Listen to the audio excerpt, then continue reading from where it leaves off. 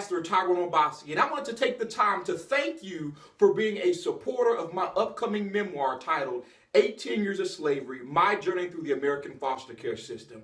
I wanted to take the time just to also encourage some of you who still may be struggling. I want you to understand that your better days are ahead of you. That's right, your better days are ahead of you. I want you to understand that there is a man named Jesus Christ who is fully able to cause you to transcend above every hurt, trauma, or pain that you may still be experiencing. I have received numerous emails from people who are still struggling, and they are saying, well, Ambassador Tyrone, I don't know how to get my pain out. I don't know if I should tell my story. I want you to understand that being vocal and visible about what you experience is the first step towards being made whole. Christ wants us to be made whole. He wants us to be able to stand side by side in his army, fully resolved. And so as you sit before me today, I want you to understand that today is the last day that you will allow your pain and your past to be a noose that hangs you by the neck. Today is the last day that you will allow your past to incarcerate you, because God is a God of liberation. Jesus Christ endured a helmet of pain and shame. He actually endured a crown of thorns so you can have the helmet of salvation. He was beaten so you can walk with the breastplate of righteousness. And so as you walk today, I want you to understand that you must walk made whole. Christ wants you to be made whole. And so I want you to understand, if you are on drugs today because of your pain, I want you to understand that Ambassador Tyrone Obaseki was also an alcoholic, and I was also a person who abused marijuana.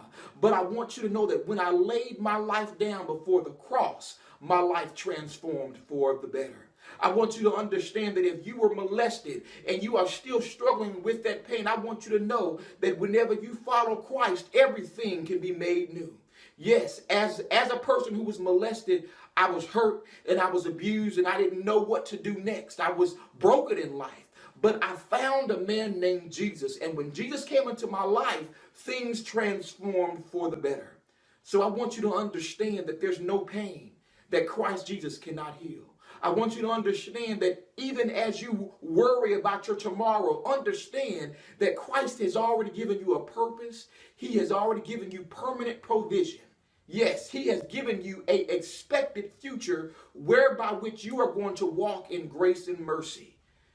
And as you sit before me today, if you're struggling, I want you to understand that you must have emotional intelligence. Emotional intelligence is basically being able to understand, hey, that I can't walk with certain people that are negative. A person who is emotionally intelligent is able to run forward, understanding that as they walk things out, as they resolve themselves, they have to surround themselves around people who are supportive, positive, and who are praying for them. Oftentimes when we're hurt, what we tend to do is we tend to link up with people who are also hurting. Allow me to tell you that if you link up with somebody who is anointed and who is able to see the greatness in you, that's when you're able to walk into a new dimension. Also, I want to encourage you to understand that the extent in which you elevate in life is contingent on your ability to first accept Christ and also deter gratification.